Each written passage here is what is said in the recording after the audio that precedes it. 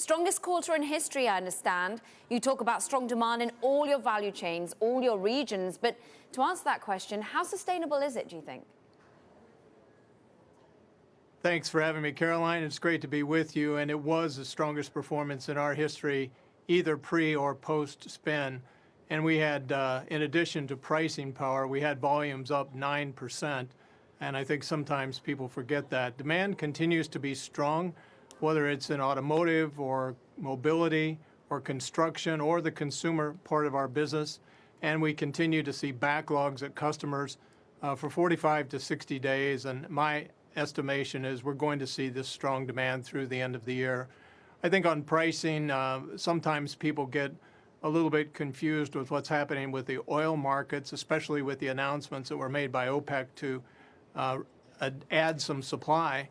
But in reality, we're getting back to almost pre-COVID oil demand levels. We're very close to it. And as international travel starts to pick up, we'll close that gap pretty quickly. So I think they're wise to move in that direction. It takes some time to get the supply up to be ready for that demand. So my view is this could extend for the rest of this year and potentially further. I think we've got a nice earnings ridge in front of us.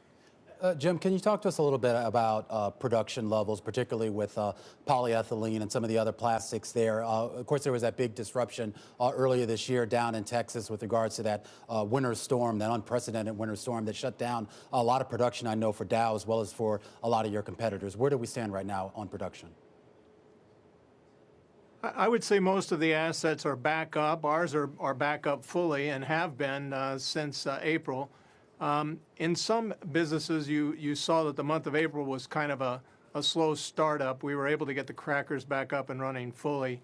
The other thing that I think amplified a little bit in the second quarter was the fact you had a lot of maintenance downtime in the quarter. And of course, most of that is completed now. Having said that, operating rates are very high around the world for polyethylene as well as for ethylene. And I don't see that backing off. Inventories in terms of how much days of sales in inventory as a percentage of the demand is still quite a bit down in second quarter from historical averages. And I don't see that we're going to be able to build much inventory in the third quarter. And in most chains, we're looking at continuing to run hard all year long. And I hope we do have a chance in a couple of them to get some inventories back to help the team to get stocking levels back to where they need to be. When you think about some of those supply and demand pressures, how is the outlook for demand, namely within the plastics business? Demand has been good. We've seen 1.5 times GDP, and of course, we're running at about a 6% GDP growth rate right now. And I think in 2022, we're looking at a GDP growth rate of about 4.5%, which I would say at this point, I think is a little bit conservative because people are being cautious about the Delta variant and economies opening up. Remember, we're doing this mostly on the United States, the China market, a little bit of Western Europe.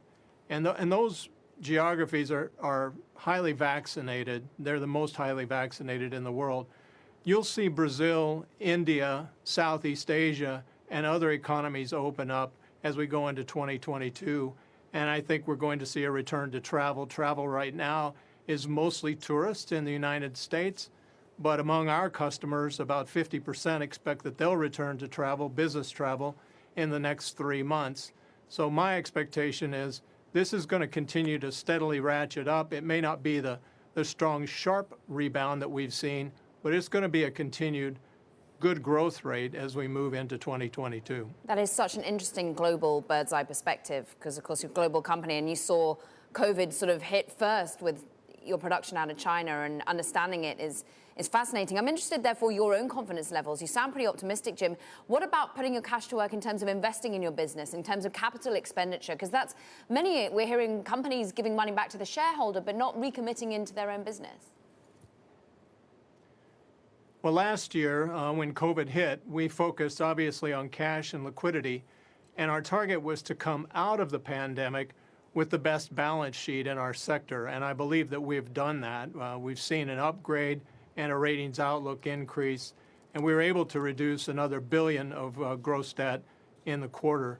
And so I think we're in a good position now. We upped capital expenditure for this year by $350 million, and our target now is to ramp it from $1.6 billion a year to $2.2.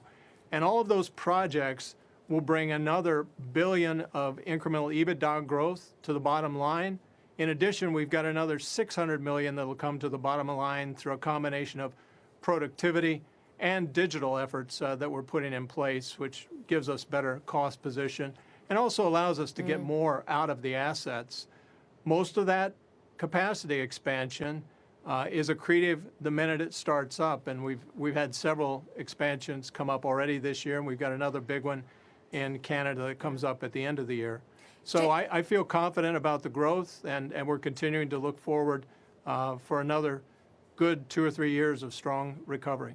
I know you've been rewarding investors as well, Jim, with dividends and buybacks and the like. But what's been so fascinating about 2021 is the way that shareholders have been starting to push back, in particular on big energy companies, looking for shifts when it comes to climate change. I know Dow's been thinking a lot about that. How much do you feel the pressure from your own stakeholders to continue along that climate change focus? I think the things that we're seeing that are different this time around is that there's a very strong consumer pull, whether it's for recycled packaging or more post-consumer recycled material, or whether it's circular economy solutions, like in polyurethanes, the product we just launched, SpecFlex C, which goes into automotive seating, that's made from recycled polyurethane products. There's a big demand for that, and that's increasing. Additionally, I think you're going to see more trends that move us in that direction, and we're well positioned to capitalize on that.